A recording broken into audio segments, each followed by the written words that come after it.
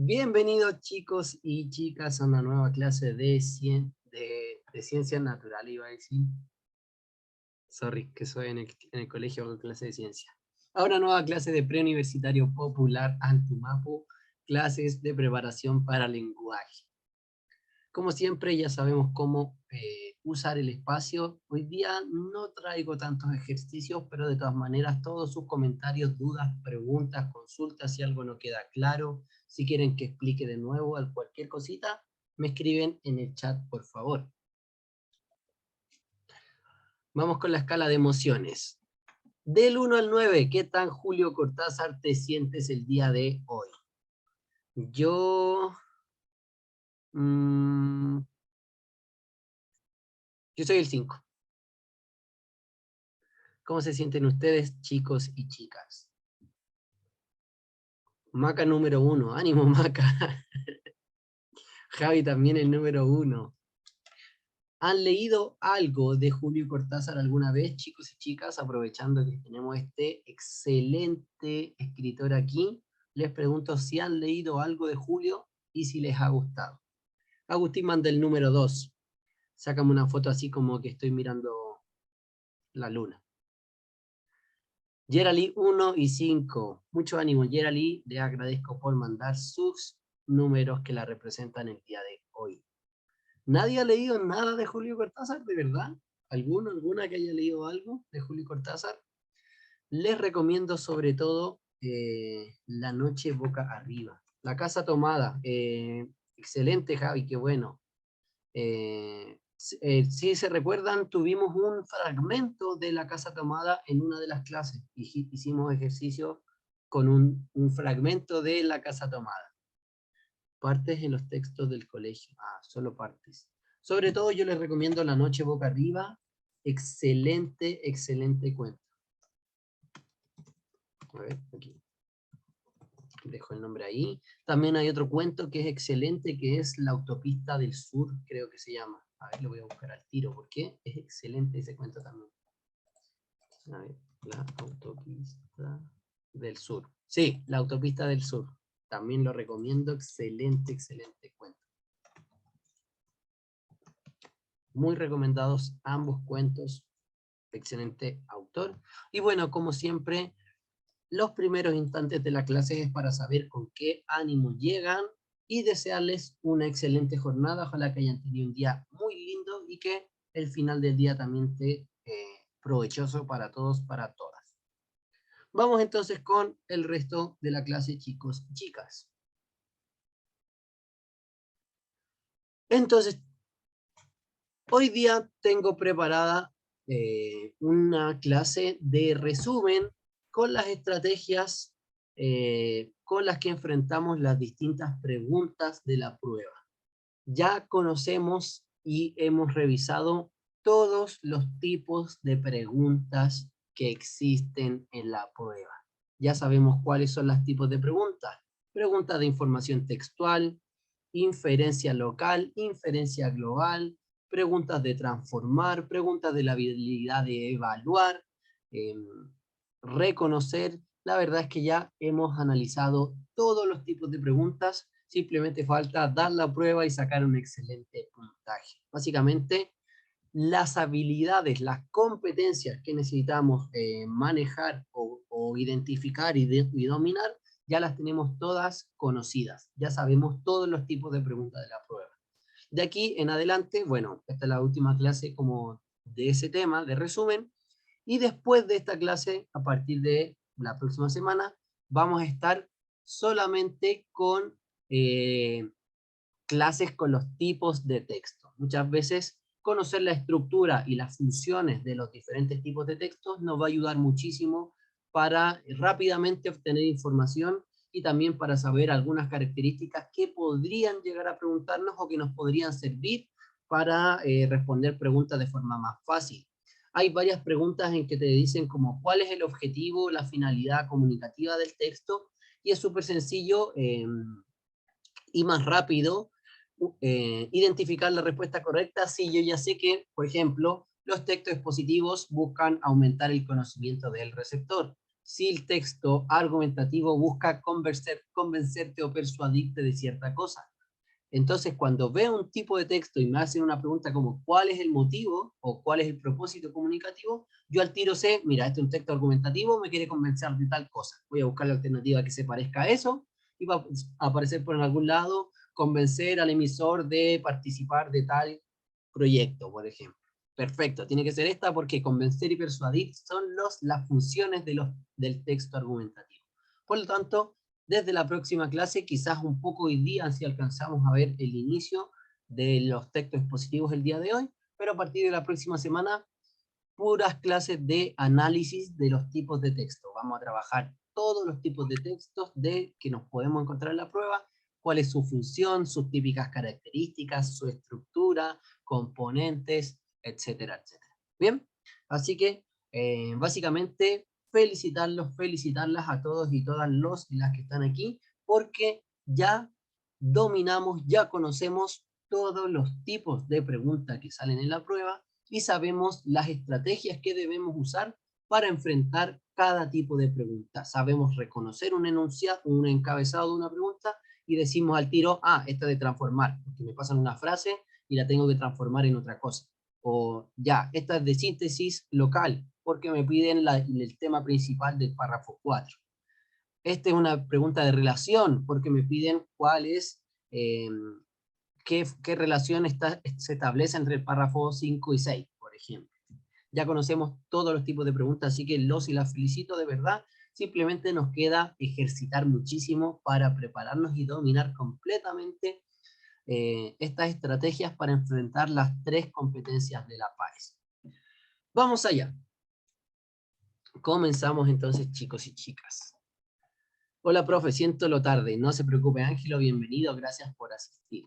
De hecho, llega justo cuando estábamos comenzando con la materia, por decirlo. Entonces, chicos y chicas, ya sabemos que la PAES tiene o se maneja dentro de 3 grandes competencias. La competencia de extraer información explícita del texto leído, que son los tipos de preguntas más sencillos en teoría. Luego tenemos la competencia número 2, en donde ya debemos también interpretar información tanto explícita como implícita. Ahí ya se pone un poco más difícil la cosa, porque no es solamente encontrar algo en el texto y ver qué se dice de él, sino que también interpretar esa información que se da y extraer también información que no está textual, información que se desprende del texto, pero que no está explícita. Por último, la competencia más desafiante o la más completa, la que agrupa la mayor cantidad de habilidades, es la competencia 3, que se define como evaluar información implícita y explícita del texto leído. Como yo les había contado, chicos y chicas, la competencia 3 es la más completa, la más desafiante, ya que muchas veces para generar una buena evaluación de un texto, voy a tener que aplicar varias de las competencias o subhabilidades previas. Por ejemplo, para evaluar un tipo de texto, no sé, por ejemplo, hay algunas preguntas súper fáciles como ¿a qué ámbito o qué disciplina corresponde este texto? Como social, político, económico, ambiental, etc. Pero para poder identificar o para poder dar esa evaluación, yo voy a tener que identificar el tema del texto, caracterizar de qué está hablando este texto, sintetizar globalmente lo más importante de todo el texto para decir, ya, este texto es de sociología, o este texto es de psicología, o de economía. Por lo tanto, para llegar a hacer esa evaluación, ese coemitir un juicio respecto de un texto, un párrafo, una opinión, la visión del emisor, de lo que sea, voy a tener que aplicar varias de las competencias previas para llegar a ese análisis.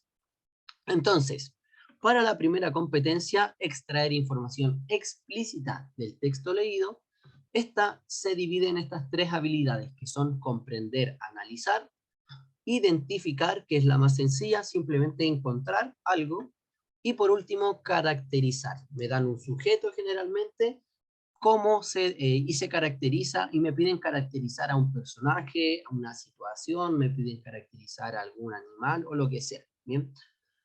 Luego tenemos la competencia 2, en donde se nos pide interpretar información tanto explícita como implícita. Aquí ya empezamos a sintetizar, tanto de forma local como global, tomar lo más importante del texto.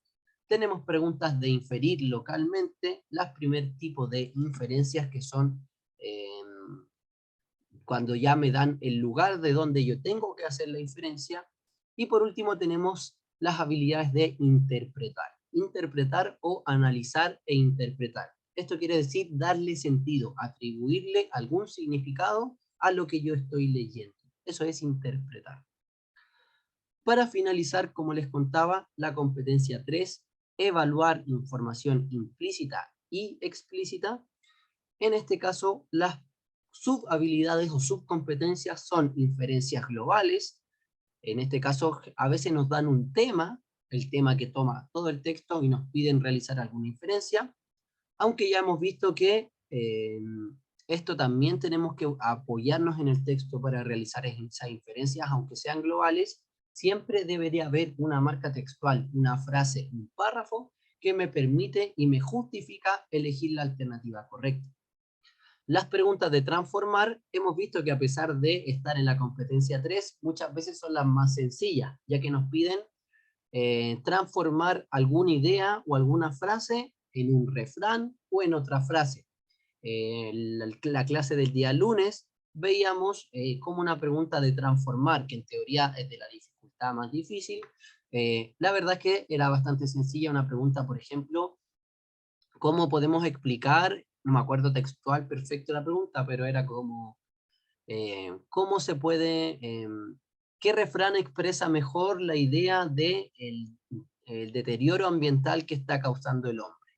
Y la respuesta era pan para hoy, hambre para mañana. Entonces, de repente, los refranes tienen una idea súper clara, un texto apunta para un lado y hacer la conexión, el hilo entre el refrán correcto con la idea que me están dando, muchas veces es bastante sencillo, a pesar de estar en la competencia más difícil. Vamos con el repaso de la primera competencia, lo que es la extracción de información explícita, información textual. ¿Cómo enfrentábamos estas preguntas? Básicamente, primero tengo que ver y entender sobre qué se pregunta. Generalmente en estas preguntas me van a dar un tema o algo que yo debo encontrar. Me van a decir algo. Por lo tanto, el encabezado tiene que decir sobre qué se pregunta.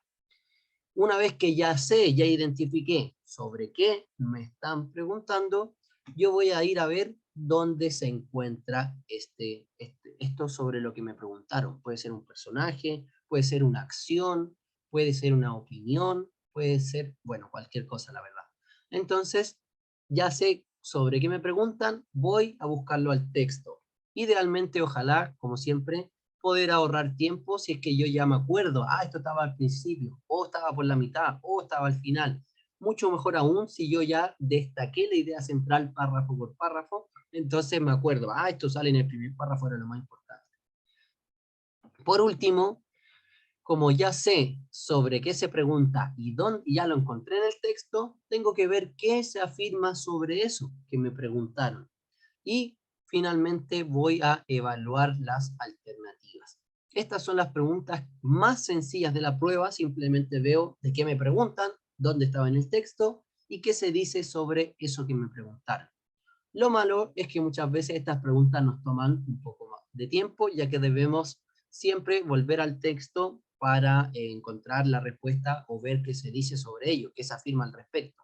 Aunque la verdad, como hemos visto, hay que volver al texto casi siempre para encontrar una marca, un apoyo textual que me permita elegir la alternativa correcta. Así que hay que acostumbrarse a siempre estar yendo y volviendo de las preguntas al texto. Por eso siempre leemos las preguntas antes también, para saber dónde prestar la atención. Si de repente sabemos que me van a preguntar de una cosa, cuando la leo en el texto la subrayo al tiro, para así encontrar la respuesta o poder volver al texto y saber al tiro dónde está aquello sobre que me preguntaron. Luego tenemos la segunda competencia. La competencia 2 nos evalúa la habilidad de interpretar información tanto implícita como explícita. Veíamos que en este caso son 6 subhabilidades, pero la verdad es que son como 3 en verdad, porque si se fijan tenemos inferencias locales, luego tenemos síntesis globales, síntesis locales, y analizar, sintetizar son preguntas bastante similares, ¿ya? Muchas veces dentro de estas de analizar y sintetizar, voy a encontrar esas preguntas típicas de qué relación se establece en el párrafo 3 y el párrafo 4. El párrafo 3 y 2 puntos, empieza la alternativa, el párrafo 3 hace esto, el párrafo 4 continúa la misma idea, o así, ¿ya? Pero la verdad es que entre sintetizar localmente y globalmente y analizar, sintetizar, la habilidad requerida es casi la misma, identificar la idea principal párrafo a párrafo. Y luego teníamos la habilidad de interpretar. Interpretar o analizar, interpretar, vale decir, darle sentido, atribuirle un significado a lo que estemos leyendo, sea algo literal o algo en sentido figurado, en un doble sentido o con otro significado del normal. Muchas veces encontramos que en los textos aparecen frases, palabras, con algún sentido no estrictamente textual o literal de lo que se está comunicando. Por lo tanto, en esos casos yo tengo que saber identificar y reconocer si sobre lo que me preguntan se está usando de forma textual o en sentido figurado. ¿Cómo enfrentábamos las preguntas de interpretar? Como siempre, vamos a hacer una lectura del párrafo o segmento del cual me piden hacer una interpretación. Vamos a detectar en qué contexto se encuentra esa expresión a interpretar, esa frase o esa idea a interpretar, y el tema al cual se refiere la expresión o palabra. Aquel tema sobre, o sea, me dan una palabra, una expresión, y tengo que ver a qué tema se refiere. Enseguida vamos a interpretar el sentido de esa expresión que me dan. Quiere decir, ¿qué significa en este contexto la frase o la palabra que me dieron? Nos vamos a fijar en el significado de las palabras empleadas y asociarlo con el contexto de la oración y del párrafo. ¿Bien? Siempre encontramos la frase o la palabra que me piden interpretar y la relaciono con la idea del párrafo que está donde está inserto ella. Tenemos que también identificar si se está ocupando en sentido denotativo o connotativo. Llamábamos denotativo al sentido literal, por lo tanto, en ese caso simplemente asociamos al significado con el contexto, y en el caso de que sea sentido figurado o doble sentido, lo que se llama sentido connotativo, ya que tiene una connotación diferente al sentido usual, en ese caso debemos pensar en las características o usos del término figurado, es decir, como qué doble sentido tiene esta expresión, ¿ya? Y finalmente asociarlo con el contexto del párrafo o del texto completo. Eso para enfrentar las preguntas de interpretación. En cuanto a las preguntas de síntesis, un pequeño resumen de cómo se hacían resúmenes, un resumen de cómo se hacen resúmenes. ¿Cómo sintetizamos? Obviamente, otra vez leemos el párrafo a párrafo y vamos sintetizando, ojalá durante la lectura, subrayando lo más importante. Para eso siempre voy a responder la pregunta ¿de qué se habla? ¿De qué se habla en este párrafo? ¿De qué es lo que me dicen en este párrafo? ¿Y qué se afirma al texto? ¿Qué se afirma al respecto? ¿De quién o de qué cosa, de qué idea están hablando en el párrafo? ¿Y qué se dice sobre esa idea? Vamos a analizar la relación entre párrafos o segmentos evaluados. Para eso nos apoyamos en marcas textuales y estructuras, conectores, las formas de organización del texto, que ya también vamos a comenzarlo a ver desde la próxima semana, las formas básicas de los textos expositivos, argumentativos, narrativos, mediáticos y literarios, que es lo que nos queda para finalizar toda la materia, y también cómo progresa la información. Si la información progresa de lo general a lo particular, modelo deductivo, o al revés, de puros ejemplos se llega a una conclusión más general que sería el modelo inductivo. Por último, vamos a evaluar las alternativas. Lo ideal sería que nosotros pudiéramos tener subrayado lo más importante de antes, desde el mismo tiempo en que voy leyendo, y por lo tanto simplemente comparo lo que subrayé con la alternativa que más se parezca, que exprese la misma idea, y me quedo con la correcta. Muchas veces, en este caso, el verbo introductorio expresa la relación entre los párrafos o la función del párrafo en el texto leído. Nos fijamos mucho en el verbo, muchas veces es la primera palabra la cual nos da la clave. Por ejemplo, no sé, informa sobre tal situación, o relaciona una idea con otra, continúa desarrollando una idea que se había explicado previamente. Entonces, muchas veces ese verbo introductorio sintetiza a su vez la idea de lo más importante. El resto de la alternativa, lo que viene después del verbo, debe también concordar, ¿no es cierto? Debe reflejar la misma idea que se está expresando en eso que yo resumí como lo más importante. Por último, tenemos la tercera competencia, que corresponde a evaluar información tanto explícita como implícita. Dentro de esta competencia teníamos las habilidades de inferencias globales, transformar información y evaluar.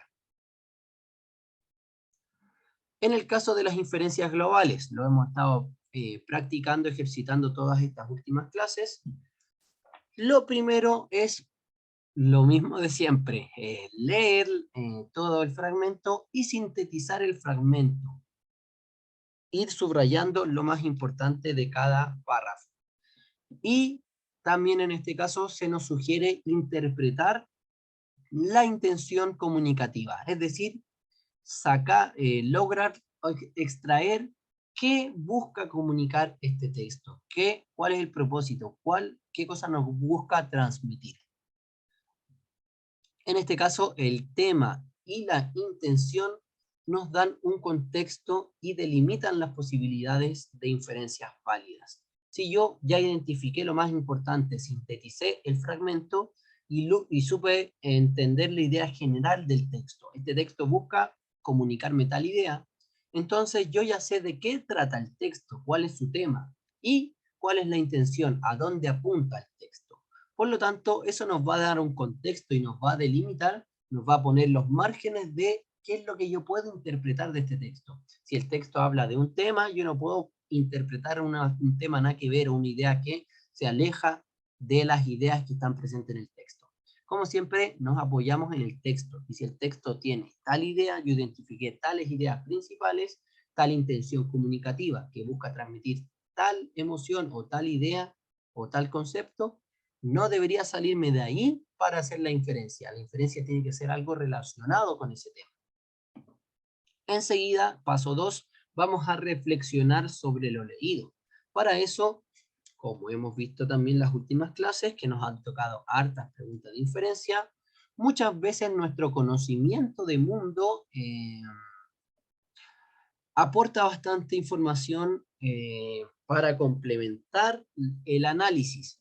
Como siempre les digo, no es lo mejor apoyarse en el conocimiento del mundo, sobre todo cuando encontramos marcadores del encabezado que nos dice según el texto, de acuerdo a lo leído o cosas así. En ese sentido, hay que tratar de quedarse solo con lo que está en el texto y las marcas textuales, porque muchas veces la información que nosotros tenemos, que nosotros manejamos previamente de un tema, no es igual a la información que puede salir en el texto. De repente los textos son opiniones de una persona sobre un tema y no necesariamente están correctas. Solamente un texto que expone una opinión, pero no necesariamente está bien o está mal. Entonces, hay que aplicar conocimiento del mundo, nos apoyamos con nuestro conocimiento, sí, pero no siempre. Hay que tratar de usarlo pocas veces, ya que, repito, nuestro conocimiento a veces se puede distanciar de las ideas que aparecen en el texto. aunque nosotros estemos en lo correcto con nuestra información, a veces los textos incorporan otro tipo de opiniones, anécdotas, informaciones, excepciones a la regla, que obviamente nos van a hacer caer en una respuesta incorrecta. Lo más recomendable para las inferencias, tanto globales como locales, es sobre todo activar un contexto suficientemente pertinente. Es decir, entender de qué contexto, en qué contexto se maneja este párrafo, saber de qué está hablando para no alejarnos de ahí, para quedarnos en ese tema. Para que la interpretación no se aleje ni del tema ni de la intención comunicativa. También tenemos siempre, chicos y chicas, aunque sean preguntas de inferencia, siempre tenemos que tener en cuenta las pistas o señales verbales, la marca textual que yo siempre les digo, que ofrece el enunciador, el emisor del texto, a través de la puntuación, signos de exclamación, el tipo de letra, el tono del texto, si, como siempre les digo, el tono se refiere a ser un texto crítico, que fomenta la reflexión, un texto informativo, un texto argumentativo, todo eso tiene que ver con el tono del texto. Si un texto de que critica mucho o que aporta o que construye positivamente, etc. Sobre todo los marcadores discursivos debemos encontrarlos sí o sí. Es súper común equivocarse cuando elegimos una inferencia que nos parece, pero no nos apoyamos en una marca textual. Siempre buscar la frase, la idea, la contradicción que me permite elegir la alternativa correcta, ¿ya? O por último, cuando estoy entre dos alternativas, como que ya descarté tres y me quedan solo dos, ya, si no encuentro una marca textual que apoye una, sí puedo encontrar una marca textual que refute la otra, que me anule o me haga descartar la última que me queda y así me quedo con solo una. Si bien no lo recomiendo, pero en el peor de los casos, si no encuentran marcas para apoyarse y elegir una inferencia, descarten todas las otras. Descarten 4 y se quedan con la que quedó. Eso respecto como a la estrategia de resolución para las preguntas de inferencia global.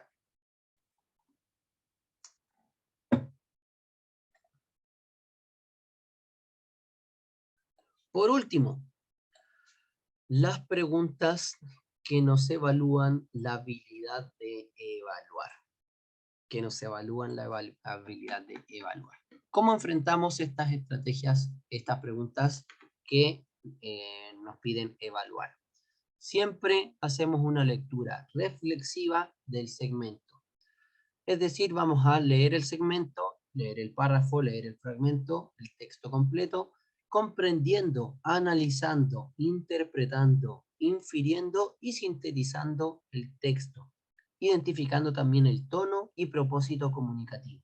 A esto me refiero yo que la habilidad de evaluar requiere todas las habilidades o competencias previas, porque la lectura reflexiva implica precisamente dominar y aplicar todas las estrategias que hemos aplicado antes. Síntesis, es decir, leer y encontrar la idea principal, inferir información que no está textual, pero que se desprende como una conclusión no dicha, interpretar frases, interpretar fragmentos, palabras, interpretar, a veces nos piden interpretar palabras en inglés y dar su significado, o porque están en comillas. Por lo tanto, vamos a tener que dominar y aplicar todas las otras habilidades al momento de siquiera partir en la estrategia para las preguntas de evaluar. Luego de esa lectura reflexiva, analítica, sintética y lectura activa del texto, vamos a tener que siempre identificar el tono y propósito comunicativo. Una vez que yo ya terminé de leer, sinteticé párrafo por párrafo lo más importante de un texto, debería ser capaz de decir, ya, este texto es irónico y busca criticar, no sé, el sistema de salud en Chile. O este texto tiene un tono reflexivo y busca cuestionarse nuestras conductas como hombres y para enfrentar el machismo y la discriminación, como también hemos visto en clase. Por lo tanto, al final de la lectura yo siempre debería poder hacer como un resumen del texto, qué es lo que busca comunicar y cómo lo hace. Lo comunica de forma seria, burlona, crítica, apoya, enumera, compara, cómo está presentando esa información, cómo busca transmitir el propósito comunicativo el emisor, de qué manera, con qué tono. Enseguida, número 2, vamos a valorar críticamente lo leído. Vamos a hacer una crítica, le vamos a meter nuestra opinión al asunto. Vamos a decir, bueno, este texto yo lo valoro de tal forma, lo encuentro así, etcétera, etcétera. Para esto vamos a evaluar los recursos discursivos usados por el productor del discurso. El registro de habla, es decir, si está hablando de forma formal, de forma informal, coloquial, es una carta privada, por lo tanto se expresa de una forma cercana, o es un discurso público, por lo tanto es un registro de habla mucho más serio, formal, que mantiene su distancia. Tenemos que evaluar si ocupa lenguaje figurado o connotaciones, es decir, si está todo en sentido textual, o de repente hay doble sentido, moralejas, ay, se me fue la palabra, ¿cómo se llama? Moralejas, no, ¿cómo se llama?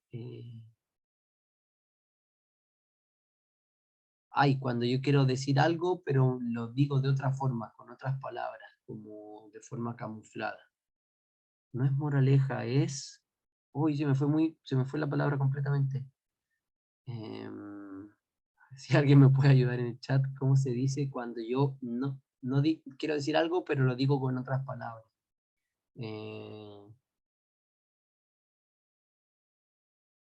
Pucha, es una figura poética también. Metáfora, una metáfora, ¿ya? Cuando yo quiero decir algo, pero lo explico de otra forma o lo reflejo, lo explico como algo poético, con unas palabras más bonitas para referirme a una cosa, ¿ya? El punto de vista del emisor, qué punto de vista tiene él, si está apoyando una idea, si está tratando de convencernos de una idea, si es que quiere que nosotros nos cuestionemos ciertas cosas, cuál es el punto de vista del emisor, si ocupa ironía, con qué tono está hablando, etcétera, etcétera. Por lo tanto, vamos a tener que valorar sobre todo, por ejemplo, la emoción del emisor, cómo se siente el emisor. También lo vimos en la pregunta del hombre pájaro. ¿Cómo evaluamos, cómo valoramos la anécdota que nos está contando este hijo del hombre pájaro? Y llegábamos a la conclusión de que él está triste porque su papá se está transformando en un pájaro, por lo tanto nos cuenta la historia con tristeza. En ese caso vamos a estar evaluando, valorando cómo se siente el emisor, con qué emoción está escribiendo o nos está narrando esta historia.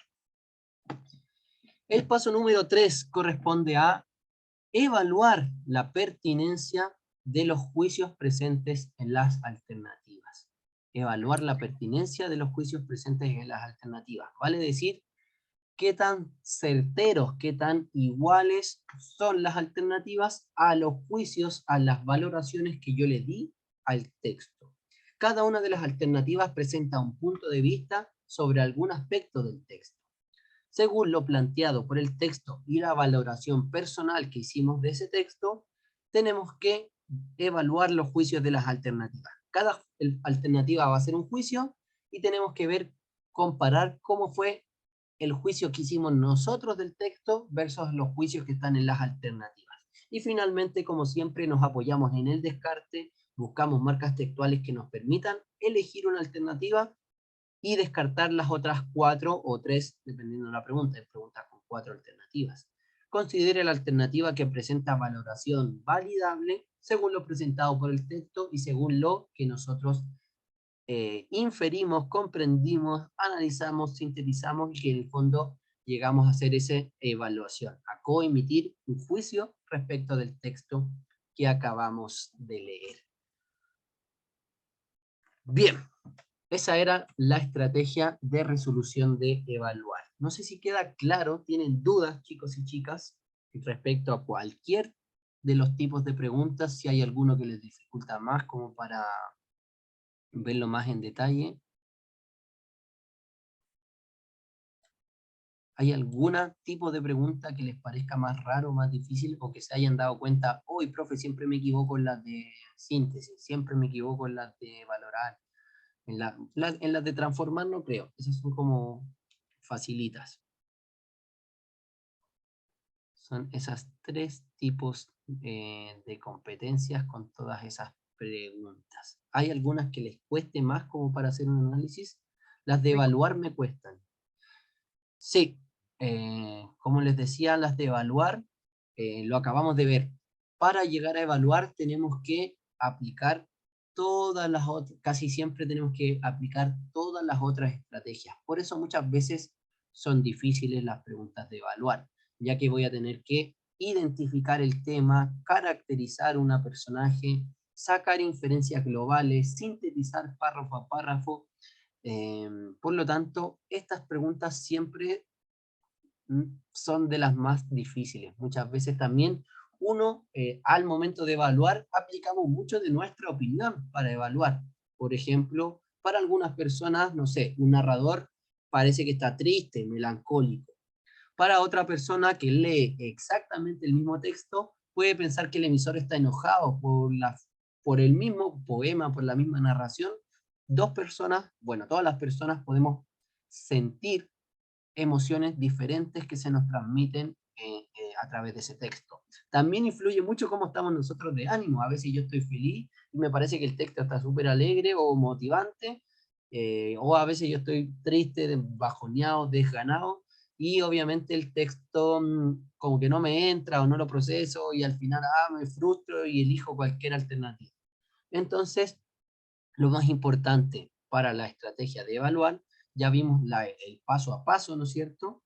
El paso a paso de cómo enfrentar estas preguntas de evaluar, pero sobre todo en lo que yo me fijaría si les pudiera dar como un tip para las preguntas de evaluar, es buscar entender muy bien la pregunta, el encabezado. ¿Ya? Muchas veces las preguntas de evaluar hay que fijarse muy bien en el encabezado, en cómo nos formulan la pregunta para entender bien qué juicio me están pidiendo que yo haga o qué juicio me están pidiendo reconocer que hizo el emisor. Muchas veces me piden hacer el mismo juicio que hizo el emisor del texto. En ese sentido, simplemente voy a ir reconociendo qué opiniones deja el emisor en el texto, a partir sobre todo de lo que aparece aquí en el punto 2.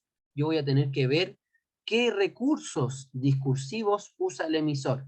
Si es que enumera una serie de críticas, obviamente vamos a darle un valor crítico al texto. Si es que compara dos cosas como una mejor y otra peor, puede ser que esté levantando la opinión de la persona respecto de una cosa que es la mejor o criticando la segunda cosa que es la peor. Eh, ver el punto, tratar de identificar siempre el punto de vista y el propósito comunicativo del emisor es de lo que más ayuda en las preguntas de evaluar.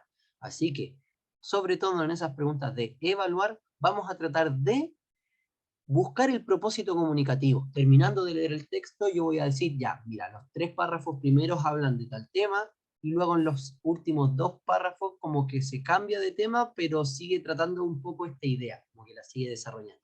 ¿Cuál es el hilo conductor de todo el texto? ¿Cuál es el tema que subyace a cada uno de los párrafos? Este es el tema que está en todos los párrafos. Todos los párrafos hablan un poco de esto, sea que por este lado o por el otro, pero esto es lo que une centralmente la columna vertebral del texto. Ya tengo el tema central del texto, entonces tengo que llegar a ser capaz de explicar con mis propias palabras el propósito comunicativo del texto. Como el texto habla todo el rato de este tema, lo que quieren hacer es explicarme este tema, o que yo critique este tema, o que yo sepa la diferencia entre estos dos temas, etcétera, etcétera. Identificar ese propósito comunicativo nos va a servir muchísimo para comprender mejor las preguntas de evaluar, porque si yo sé qué me quiso comunicar el emisor, va a ser más fácil llegar a hacer los mismos juicios que él. A veces nos piden como valorar, evaluar por qué aparece la Escuela de Traductores de Toledo en el párrafo 6. y simplemente tengo que ver que en ese caso la idea era mostrar los centros de producción de pensamiento en la Edad Media en Europa. Entonces, que me pongan eso en ese párrafo es precisamente como un ejemplo para explicar estos nuevos centros de aprendizaje que surgieron en la Edad Media, etc. Por lo tanto, si yo identifico el propósito comunicativo, si yo sé qué me quiere transmitir el emisor, es más fácil llegar a hacer la misma valoración, el mismo juicio y elegir la alternativa correcta para esas preguntas. Hola, profe, me acabo de meter porque recién llegué a la casa y no tenía internet. No se preocupe, Claudia. Qué bueno que alcanzó a llegar, aunque sea al final de la clase. Ya, quiero mostrar unas preguntas de evaluar simplemente para que analicemos su estructura, ¿ya? El día de hoy vamos a terminar un poco antes, chicos y chicas, ya que la próxima clase, o bueno, ya está todo preparado las clases, pero la siguiente clase empezamos con texto expositivo. Y si empiezo ahora no voy a alcanzar a terminar, así que lo vamos a dejar un poquito hasta aquí. Quiero simplemente hacer una mirada de preguntas de evaluar. Un segundito para buscar una pregunta.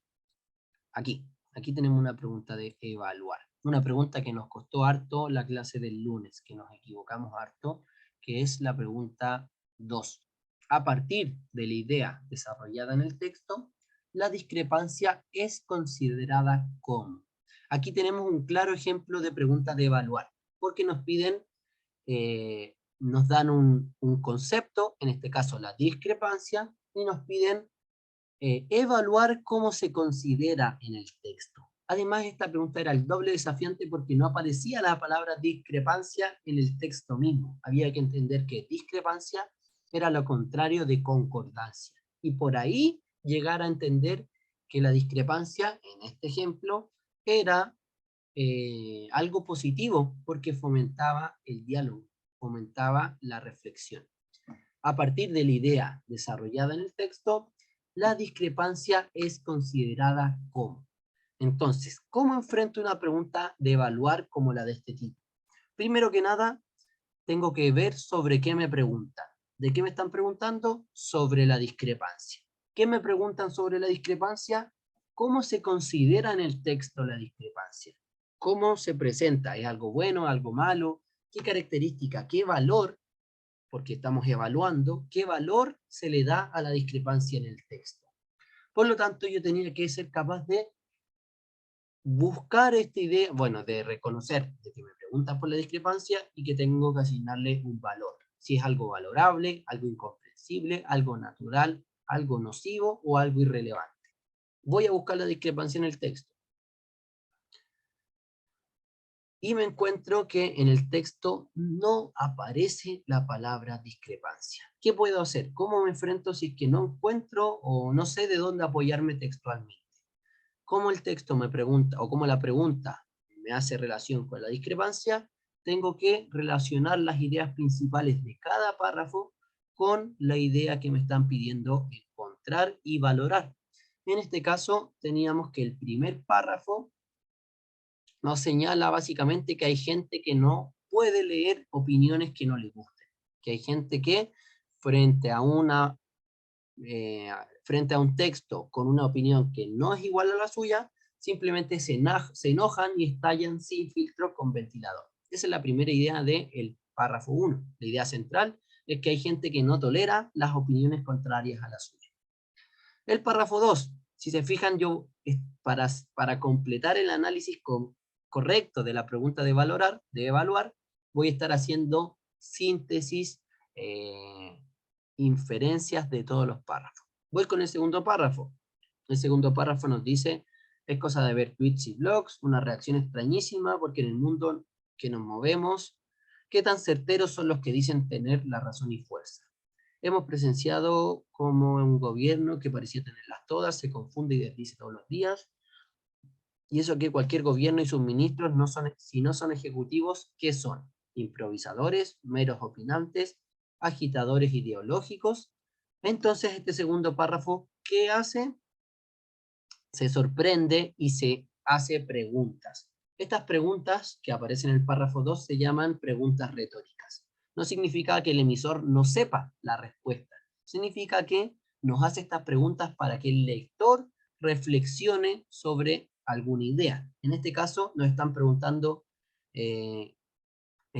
o lo que nos incitan a reflexionar es por qué la gente cree, o por qué una persona que escribe en un diario o que sale en la tele siempre debe tener la razón. ¿Por qué estamos tan seguros de que los comunicadores, los periodistas, eh, están diciendo cosas correctas? En ese sentido estoy súper de acuerdo. Yo no veo mucha tele porque encuentro que son puras mentiras o ideas, opiniones influenciadas desde el punto de vista de los periodistas. Los periodistas eh, ganan caleta de plata, se desconectan del mundo, ¿no es cierto? No, ya los periodistas, no sé, no andan en micro, no cachan mucho, no están súper desconectados, entonces ellos hablan como si supieran todo, pero hablan desde una posición muy de privilegio, ¿ya? Bueno, me fui un poco por las ramas, pero básicamente el segundo párrafo nos invita a reflexionar sobre por qué tenemos que estar de acuerdo con todos, con todo lo que leemos. Muchas veces vamos a estar no de acuerdo con lo que leemos. Párrafo 3, ¿qué nos decía el párrafo 3? Una de las gracias de muchos que escriben en los diarios es que pueden mantener en pie la conversación dentro de márgenes de tolerancia y buena crianza. Yo creo que por aquí va la idea central del texto, que hay periodistas que logran que uno, como lector, no se enoje. Son periodistas que hacen bien su pega porque ellos te dan su opinión, pero no de una forma que te ataque, que te haga sentir como, hoy nunca más leo a este periodista porque me carga, sino que son capaces de mantener la conversación dentro de márgenes de tolerancia y buena crianza. Es decir, una discusión con argumentos, con opiniones basadas en hechos concretos y no simplemente en lo que a mí me parece, ¿ya? Permiten seguir pensando en este país, no siempre en concordancia con sus interlocutores, pero sí juntos, en voz alta, sin tener que irse derecho a la yugular. Y ahí estaba la principal idea que se da a la discrepancia. La discrepancia, es decir, la no concordancia, es algo positivo. Cuando un periodista es capaz de transmitir una idea sin hacer que la gente se vaya a la yugular, que se agarren a golpes porque opinen distinto, cuando esa persona logra plasmar su visión y generar un diálogo constructivo, a pesar de que dos personas opinen diferente, pueden leer el mismo texto y dialogar y debatir sin agarrarse a golpes, ese es un buen periodista, porque supo expresar una idea, generar un diálogo entre ideas opuestas, sin generar agresiones, descalificaciones, malos tratos. Por lo tanto, a grandes rasgos, si bien no aparecía la palabra discrepancia, podíamos entender de que tener opiniones diferentes puede llegar a ser positivo si mantenemos la conversación dentro de márgenes de tolerancia y buena crianza. Es por esto que nos quedábamos con la alternativa eh, con la alternativa de que la discrepancia es algo valorable como estímulo para la reflexión.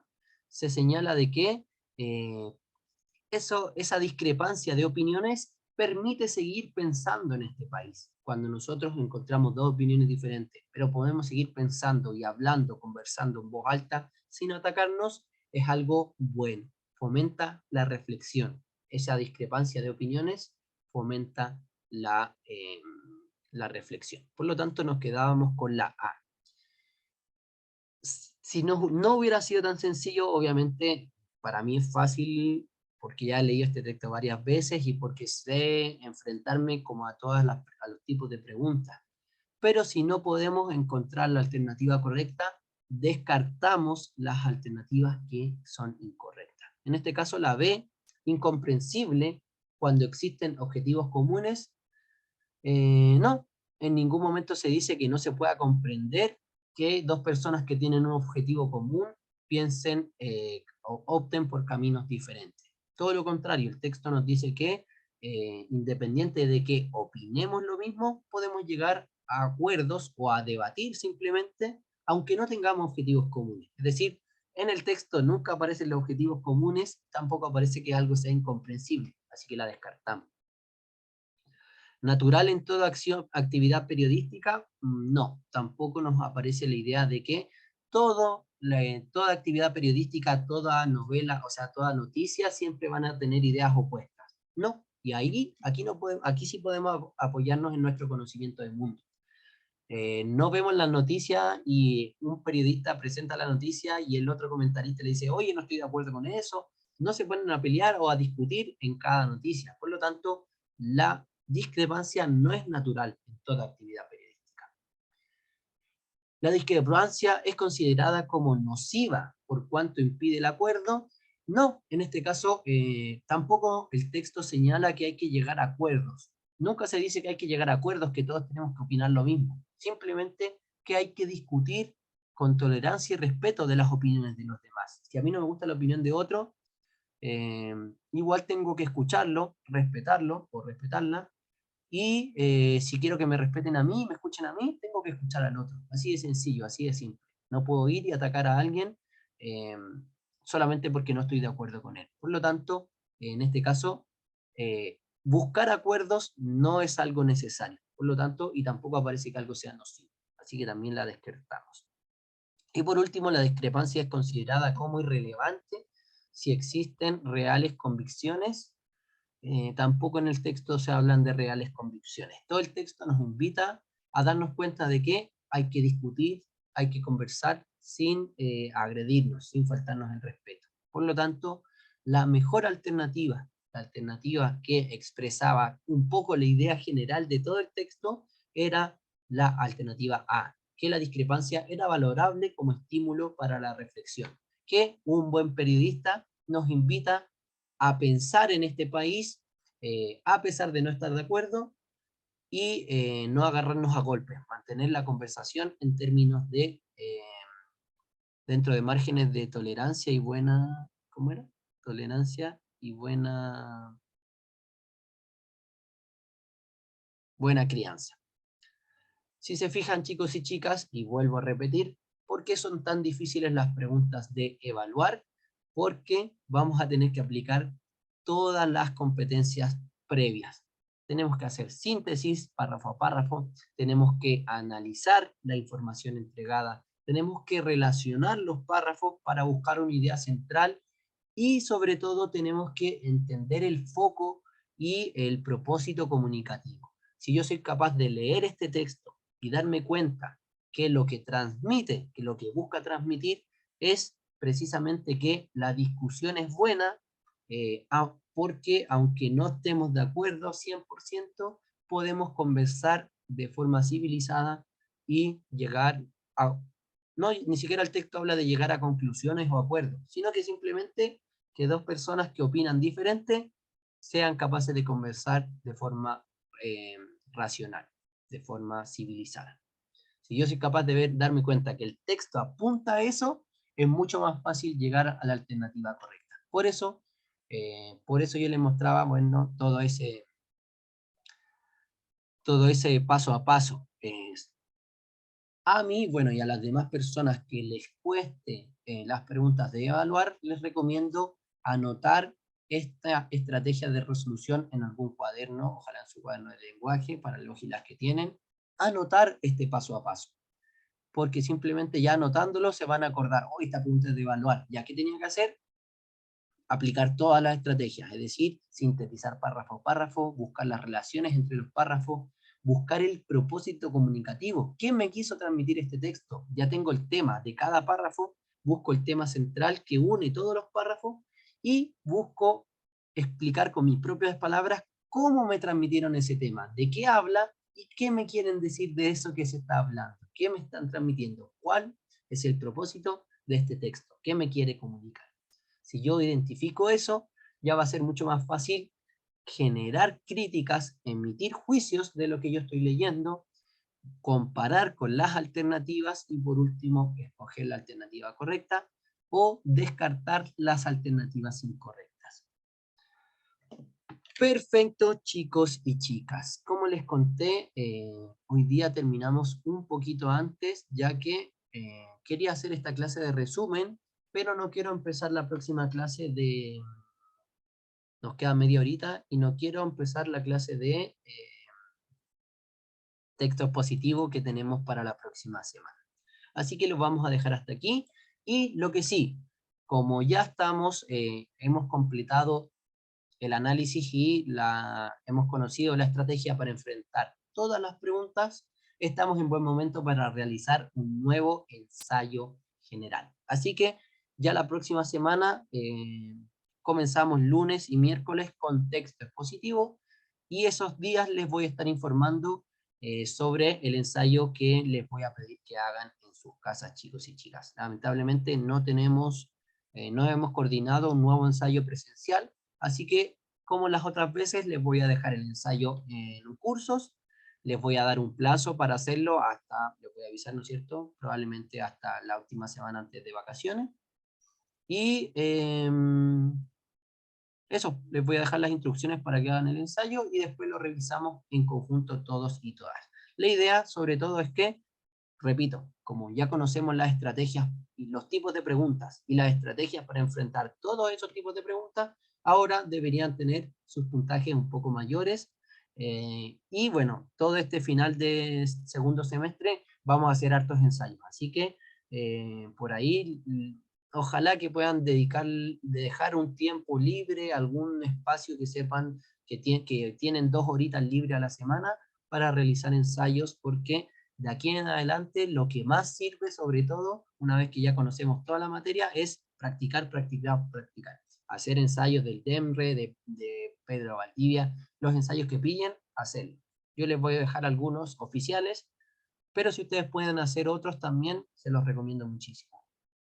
Eso, chicos y chicas, discúlpenme porque hoy día no había ejercicios, obviamente la participación es muy difícil si no hay poco ejercicio. Le agradezco a Ami y a todos los demás que me dijeron qué era lo que les parecía más desafiante.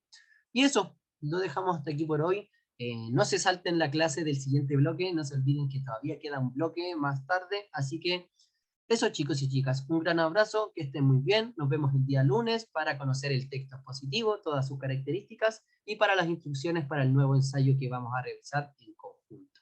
Muchas gracias a todos y a todas. Gracias Maca, gracias Paula, gracias Geraldine, Agustín, Claudia, Constanza, Ami, Martina, Javi. Gracias a todos y a todas. Hasta luego Nicolás, que esté bien. Glenda, y a todos y a todas. Un gran abrazo. Nos vemos la próxima clase. Que estén muy bien. Chau, chau. Chao, Javi. Chao, Ángelo. Que esté muy bien.